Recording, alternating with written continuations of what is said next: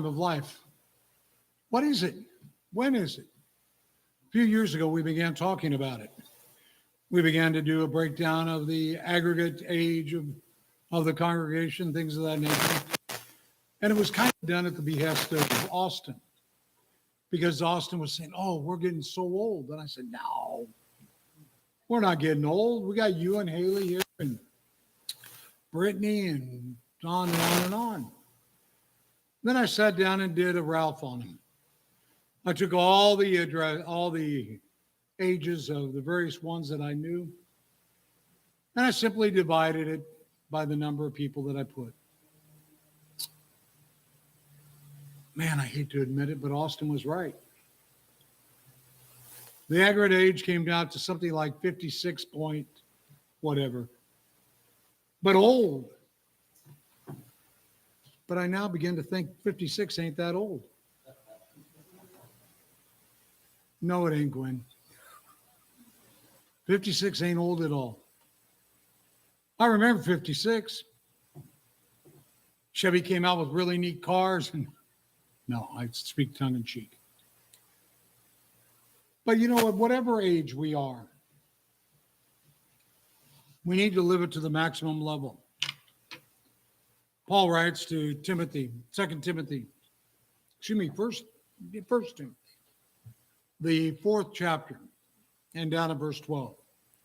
Let no one look down on your youthfulness. People do that. They look down on young people. They say, oh, you know, what do they know? They're young and they're not very intelligent, haven't experienced life. Paul said, don't let them intimidate you. Show by your behavior the excellent person that you are. Then back in the book of Job in the 32nd chapter. And in Job, the 32nd chapter, there's a young man by the name of Elihu.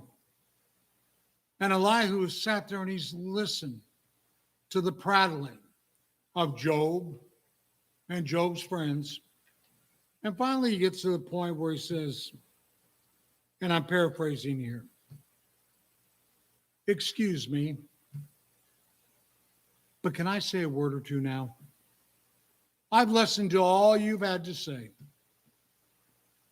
And I've respected, I'm a younger man, and I've respected my elders. But now, let me tell you a thing or two.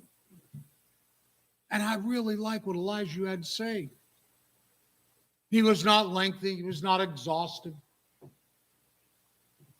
But he got to the point, and he got to the point quickly, and he put every direction back on the God of heaven.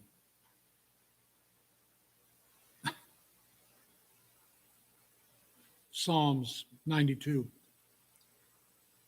talks about how even at an old age, we're still going to be full of sap.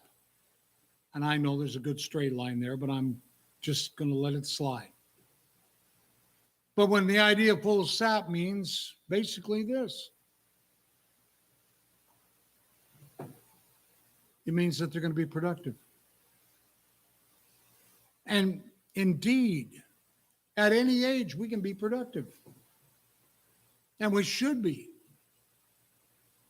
So I thought, even as I worked on a lesson like this many years ago, and thought, okay, how am I going to update it? How am I going to change it? How am I going to address certain issues we didn't talk about back then? And I thought, well, how old would I be if I really didn't know how old I was?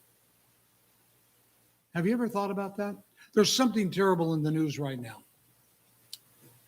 And what it is about a young girl who was 14-ish, 15, okay. And she passed herself off as being older. And those in that circle just accepted she was older. How old would she be? We've all done that. In my younger days, I had people that I made money off of because I looked older. And they'd come up to me and they'd go, hey, can you buy us some beer? Don't ever do this. I use it. Paul said, and such were some of you, but you've been washed, you've been justified. And I thought, yeah, I can pass for 21. And into the store I went with fullness of confidence, even though I was maybe 19, 18, and was able to do what I was sent in there to do, pocketed the extra money, proud as punch over myself. But now when I ask it, how old would you be if you didn't know how old you are? Because what really age is age is a state of mind. Oh, yeah, I know. It's hard walking up 2 steps. And Jason, you're a show-off. And Dan, you're a show-off too. Well, I think it was Austin more than Dan. Watch them. They come up and they look at the stairs. And they, stairs, nothing. 1 step up under the thing. I won't even jump off that anymore. I tried to show you that a while ago. And you all go, no, don't do that. But how old would you be if you didn't know how old you were? My body says I'm 1,648 years old. My mind tells me I'm 12. Linda tells me I act like I'm 8. So how old would you be if you really didn't know? And today is the oldest and youngest you'll ever be. Again. I'm never going to be this age, this moment. Again. So this is the youngest I'm going to be. Because tomorrow I'm going to be older. So am I in the prime of my life? Yeah. I am. The prime of life. The righteous man will flourish. They will still yield fruit in old age. They shall still be full of sap and very green. I made a decision a long time ago. And people said it was a bad decision. I don't know. It was a financial decision. When I went into preaching, I was told that I would have to pay Social Security tax, self-employment tax. But I talked with a member of the church who worked for Social Security, who was also an elder, and he said, look, he said, you don't have to pay self-employment tax. He said, there is a thing called a 4361 exemption. You take it, you declare as a minister, you're not paying Social Security or self-employment. Great. And so I didn't. On any of the money I have made as a minister, I've opted out of Social Security, which I could do legally. IRS still bothers me about it from time to time. But here's the drawback. I shouldn't have accepted that advice. Because the only Social Security that I get is on what I had paid previously and any secular work I have done over the years. So I sit back and I go, well, I've got to be productive the rest of my life because I've got to work the rest of my life. I mean, yes, I'm going to get Medicare benefits and I will get a modest Social Security. And I mean, really modest. I mean, so modest that it's laughable. And so I go, well, I have to be productive.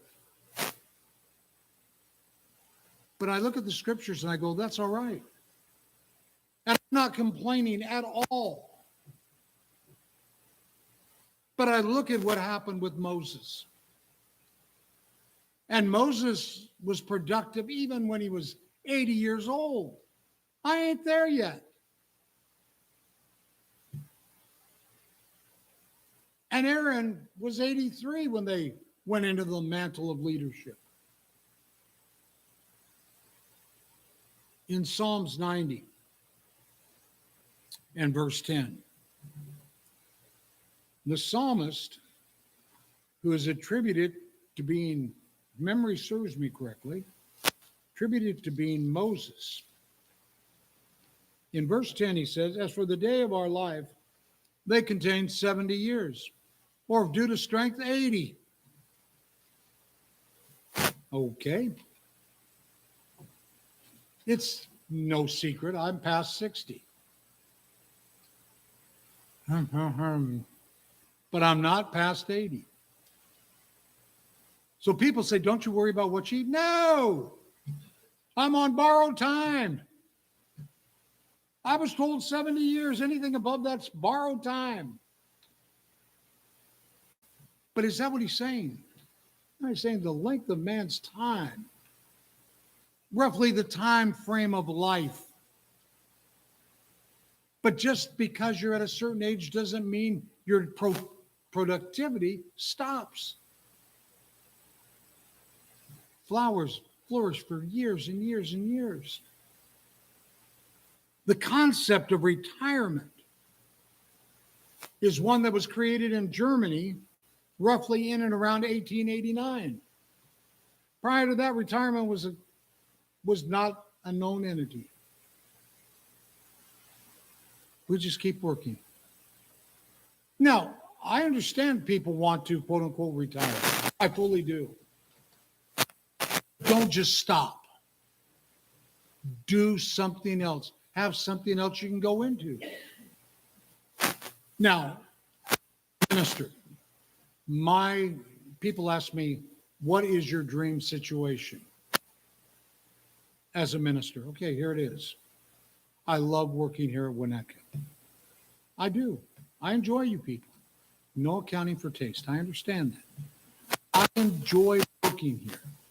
But my dream situation would be to be supported to the degree that I can live comfortably and to travel to congregations where they have a difficulty, where they're struggling with something, where they haven't had a preacher, where they're down to 10 or 12 people, to go and help them, give them a boost, a shot in the arm.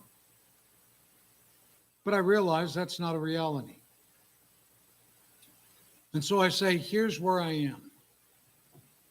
And we can do great things here if each and every one of us realize just because we're at the age we are doesn't mean we can't be productive. On the overhead, you can see Joshua and Caleb are brought out. They were old when they took over the mantle of leadership from Moses. Joshua died when he was 110, still active. Daniel, when he was thrown into the lion's den, was over 80. Then you look at Zacharias and Elizabeth, and Simeon and Anna, advanced in age, but yet serving purposes. And that's what we have to do, serve a purpose. And so while we may be aging, our productivity doesn't have to be discounted. I am glad we have Jason and Brittany. I'm glad that we have Emil and Leslie and all the other young people. I'm glad. I don't want ladders anymore. And I'm looking up at the ceiling and I see a couple lights that need to be out and be taken care of. I don't do that anymore. But I know somebody who does. Where is it? Right there. I wasn't looking at you, Emil. I wasn't. Anyways, but we're glad we have young people. They help, they motivate, they activate. And those of us that are older, there's a lot that we can do. and a lot that we have been challenged to do. Men, I am so proud. He's not my son, but I am so proud of Dennis. Since he was high school, maybe junior high, and to realize now that he's serving in the capacity as an elder. He's not my son, but I'm so proud of him. And those of you that are young men, you can begin now working toward that office. We need young men. We need young women that are going to be able to support and stand beside men that are going to enter into the office of serving as an elder. And Dennis's wife should be praised that she is there alongside of him. Older women, you can teach Brittany. You can teach Leslie. I realize they may not be that teachable. I'm having fun. Her mouth, it's just long gone. But you have the chance to spend time with them. And with all the younger women, to teach them, to guide them, to direct them. And the same thing is true with those of us that are older men. To let those younger men know. But go back to Acts 9 and verse 36. Because in this woman, whose name is Dorcas, also known as Tabitha, we find something that all of us can do. She was known for her acts of kindness and charity. She made things. Now, I'm not adept as being a seamstress, but there are other things that can be made for somebody. There are the things that can be done for somebody. But the point as you look at that is that she was of service. She looked for ways to be of service. And I know that we have brethren here that do that. And I'm honored that you do. Look at how that verse reads. Now in Joppa there was a certain disciple named Tabitha, which translated into Greek is called Dorcas. This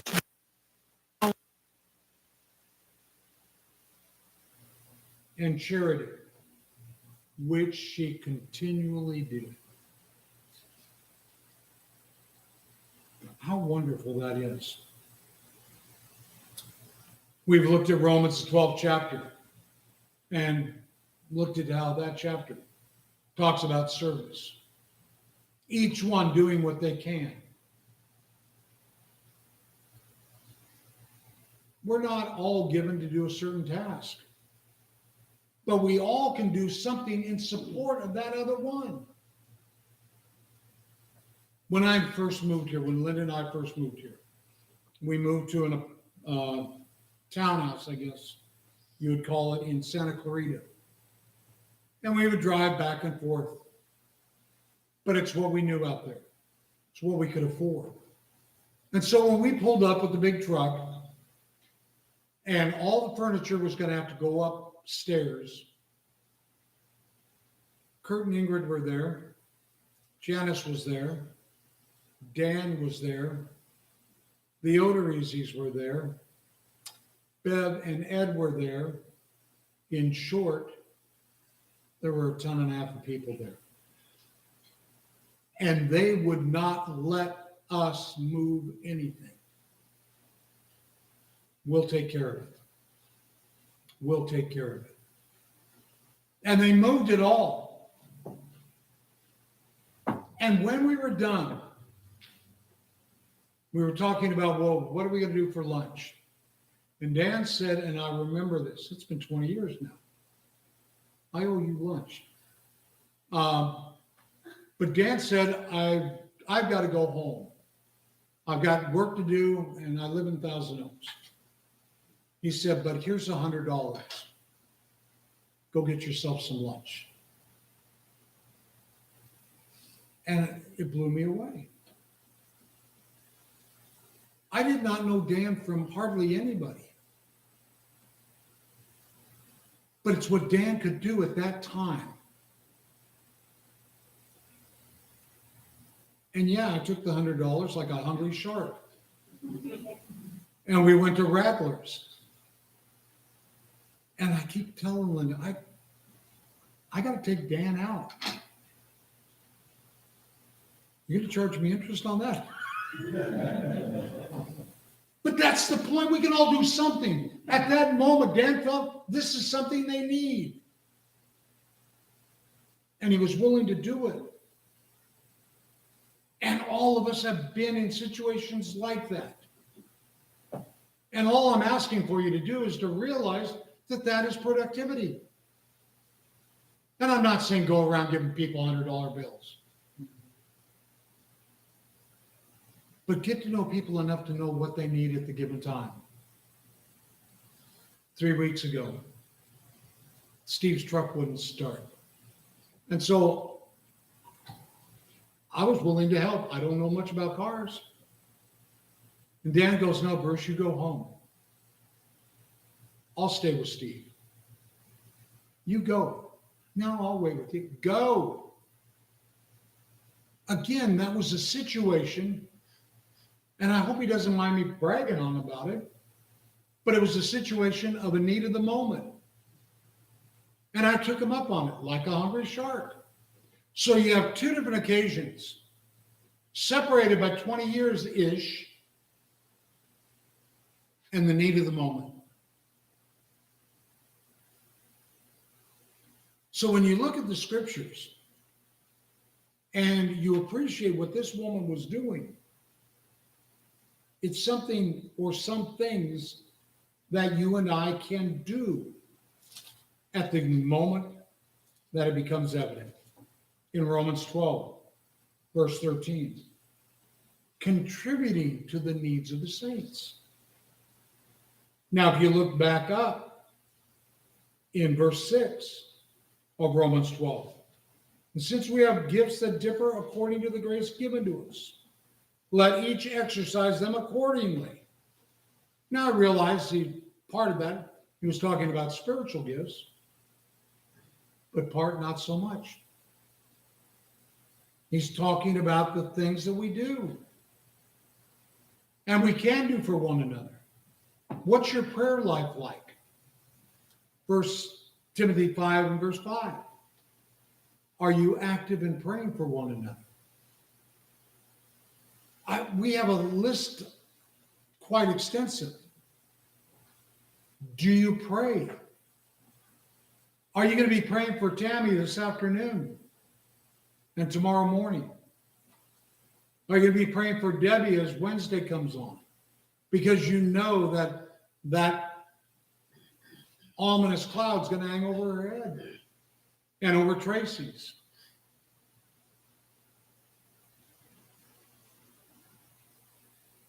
We can all exercise benevolence. Hospitality. Hospitality does not mean chicken leg fellowship.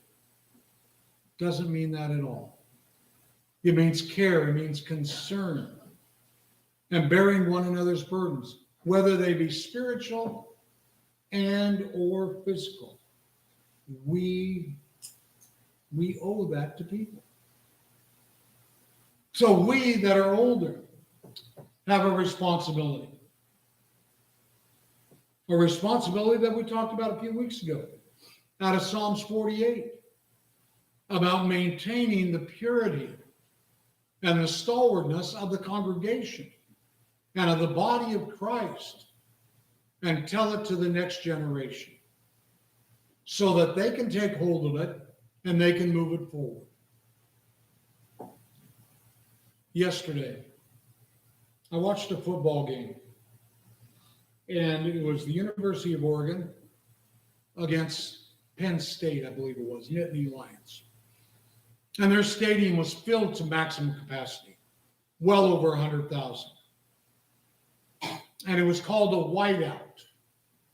Everybody in the stadium wore white in deference to the color that that university has. Everywhere you looked was fully engulfed in white. It was something that they had paid forward, something they'd been doing for decades upon decades upon decades.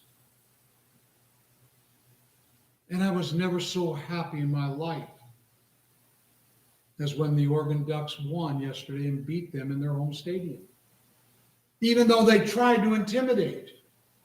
Satan tries to intimidate us. He tries to get us inside of our own head and say, you're too old, or you're too young, or you're too inexperienced, or what can you do?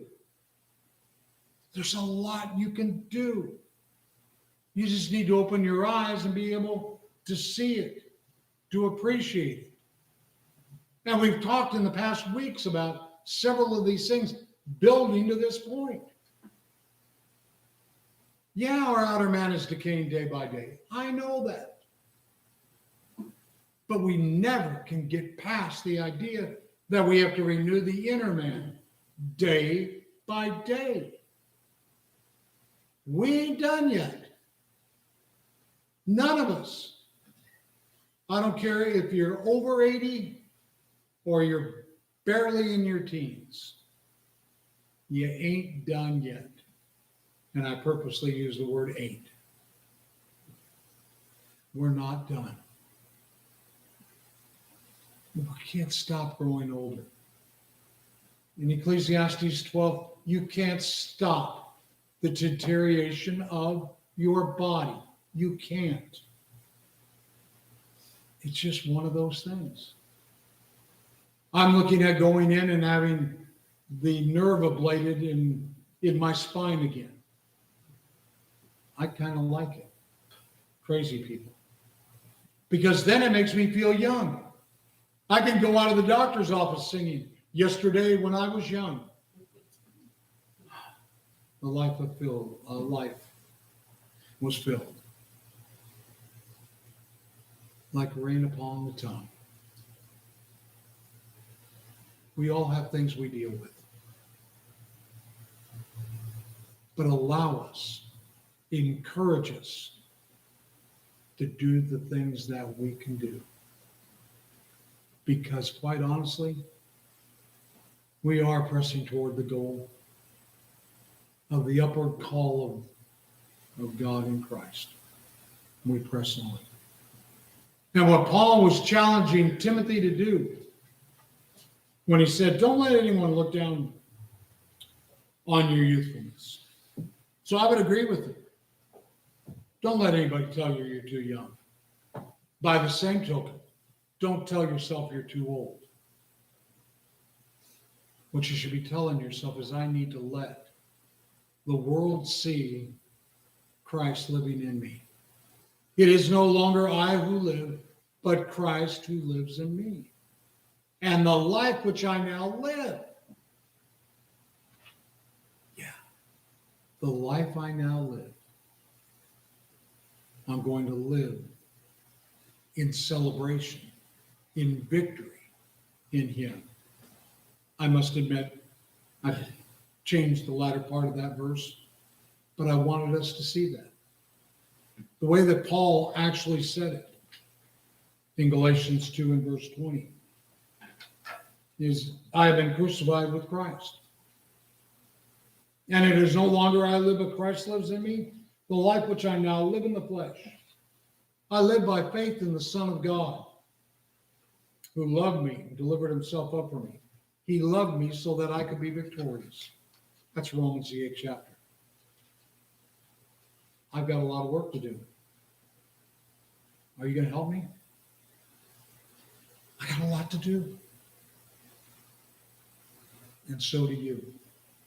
And we can help one another And we can make great inroads for the cause of Christ. And we make them initially by becoming one with one another, by becoming as one. And then we can begin to grow from there. But if you're not a child of God, in this lesson today, we talked about age and things of that nature. But yesterday when I was young, that old song takes us back to why we're still productive at an old age. Because when we put on Christ, we were born again. The old man was done away, as we even talked about as we surrounded the table. He was done away with. All things became new. And we started all over. And we press on to the work. Let's press on together. Let's press on with vitality, with vigor. But if you haven't put on Christ, we'll be glad to talk with you and open up God's word and show you exactly what it will take for you to become a child of God. It's something worth embracing. Very, very much so. You will benefit. You will benefit. We want to talk about Social Security? Paying into something?